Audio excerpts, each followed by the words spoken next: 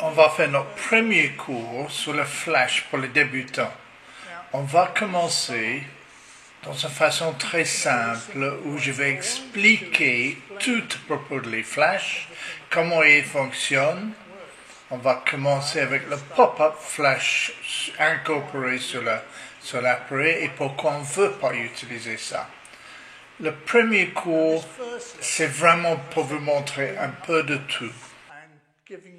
On va commencer comme ça et n'oubliez pas, après ça, on va avoir un deuxième, troisième, quatrième cours sur un grand sujet. La plupart des appareils de photo ont un flash incorporé, surtout le DSLR. Voilà, ici, et maintenant je vais vous montrer, petit flash, je vais vous montrer comment ça marche et la meilleure façon pour l'utiliser. Quand on travaille sur automatique, la caméra, l'appareil décide s'il y a assez de lumière. S'il n'y a pas, il fait un flash. Je crois que c'est maintenant le moment pour regarder les pros et contre de le pop-up flash. Une des grandes choses qu'on peut utiliser le flash incorporé, c'est pour remplir les ombres. Maintenant, on a mon amie Vanessa, et elle a un visage très foncé quand j'expose pour le fond. Mais je veux le fond plus foncé. Mais si je fais ça, elle va venir plus foncé aussi. Si j'utilise le flash incorporé, ça va éclairer. Avec flash, elle a la bonne exposition et nous on peut faire qu'on veut avec le fond. Je peux faire plus clair ou plus foncé, comme je veux. Et voilà, moi je suis là dans l'autre lumière et Vanessa est vraiment dans l'ombre. Je vais faire une photo d'elle et on va voir. Oh, voilà.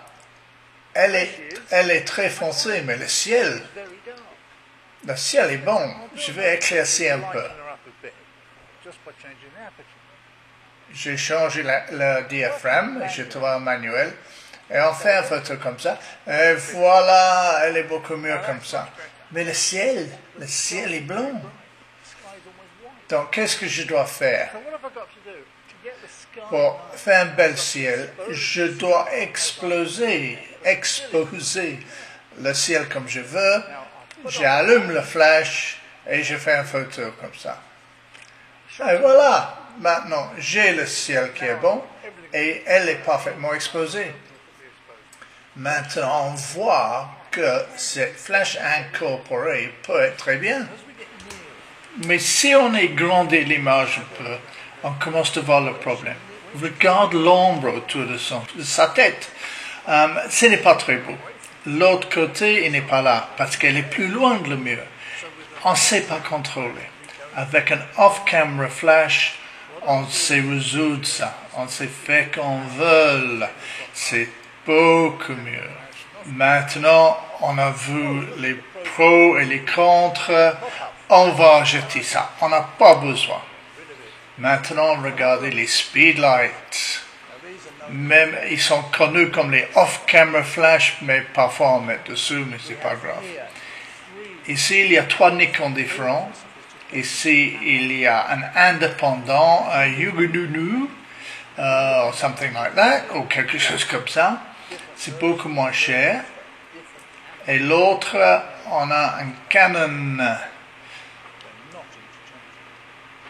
Et ils sont tous quasi les mêmes. Regarde, c'est le même dessin, probablement construit dans le même usine. Mais ils sont différents. Tout bouge dans les directions différentes, comme ça, ou la plupart. Les bonnes bougent dans tous les sens. Et comme ça, on peut renvoyer la lumière quelque part, et la lumière revient. C'est comme sur un plafond, par exemple.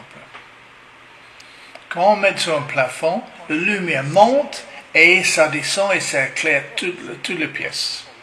On a un petit accessoire là qui monte et ça renvoie la lumière dans les yeux d'une personne quand c'est mis sur le plafond. Et ça ajoute un petit clin d'œil dans l'œil. Maintenant, c'est important de parler à propos de les hot shoes. Et le hot shoe a tous ces petits points qui connectent sur l'appareil de photo, comme vous voyez, sont en même position. Et comme ça, la caméra ou l'appareil de photo peut parler avec le flash. Ils discutent entre eux de plusieurs choses. Le Nikon, par exemple, n'a pas ça. Le Nikon, ils sont dans une autre position. Et ça, c'est pourquoi, quand on achète un flash, on doit acheter sûr pour acheter le bon pour l'appareil que vous avez. Il y a une autre connexion qui travaille uniquement sur le centre. On peut voir les flashs comme ça. Ça, pour moi, ça s'appelle un warm shoe au lieu qu'un hot shoe. S'il n'y a rien, c'est un cold shoe. Quand il y a un comme ça transmet, l'appareil se transmet à la flash pour dire maintenant, on va faire un flash. Très simple, pas d'automatique, rien de très intéressant. Le problème, c'est peut-être, il y a beaucoup de flashs comme ça, qui a un voltage de batterie qui est beaucoup trop haut pour l'appareil de photo. Et ça, il y a une sélection ici. Mais, tout n'est pas perdu. Si on voit un vieux flash dans un marché, par exemple, et on voit slave écrit dessus, ça c'est anglais pour esclave.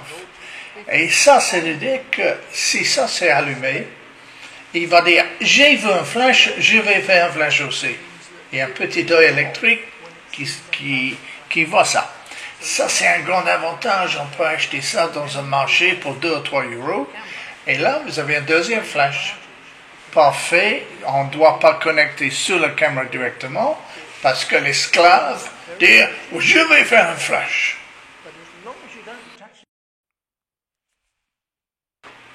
On a beaucoup de choses maintenant sur la table et je vais essayer de vous expliquer.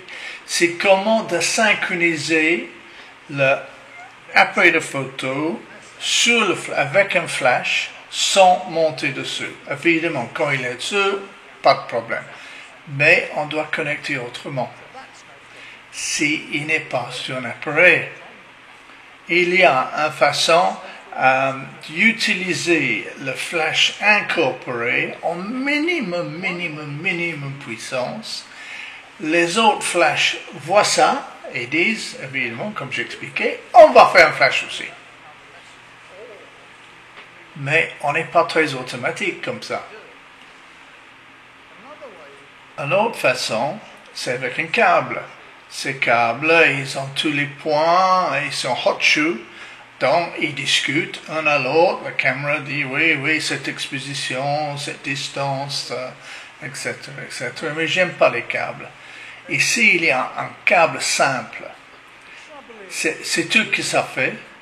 Ça saute le flash quand on met le déclencheur, mais il fait rien d'autre. Il n'est pas automatique. Pouf, j'aime pas ça. Qu'est-ce qu'il y a d'autre? Oh, on a plusieurs façons. On a une façon d'un laser, par exemple. Ça, c'est un laser, quelque chose traverse. Bon, ça, alors maintenant, c'est un son. Et voilà, il entend un bruit et il saute le flash. Et le laser, évidemment, est un crayon qu'on met de le deux lasers, quelque chose traverse, bang, on a le flash. Ça, c'est très bien si on a les oiseaux ou quelque chose qu'on attend précisément. Il y a plein d'autres solutions, les radios, l'infrarouge, il y a beaucoup de choses très intéressantes. Il y a quelques-unes qui sont très chères. Et ils sont très chers. Voilà, on a quelque chose qui s'appelle le Pocket Wizard, qui est peut-être celui-là qui est utilisé le plus. On met un, c'est l'autre. On met un qui tombe en dessous le flash et l'autre qui monte sur l'appareil, avec tous les deux branchés, un disque avec l'autre, etc., etc. Il y a même les plus chers où on peut changer la puissance de le flash sans aller au flash. Ça envoie le message par radio. Et ils sont très chers, donc on veut éviter ça. Je vais vous montrer dans les autres cours comment tout ça fonctionne. Et ça, c'est pourquoi c'est un grand sujet. Je crois que ça c'est assez pour le premier cours. Ma voix commence à partir. Donc, j'attends avec impatience pour vous donner les autres cours. Il va suivre assez vite. Et comme ça, vous allez savoir comment travailler avec les flashs hors caméra. N'oublie pas, dans les vieux temps, on avait mesuré, on changeait les ampoules de flash. Je me souviens de ça dans les années 60. Bye!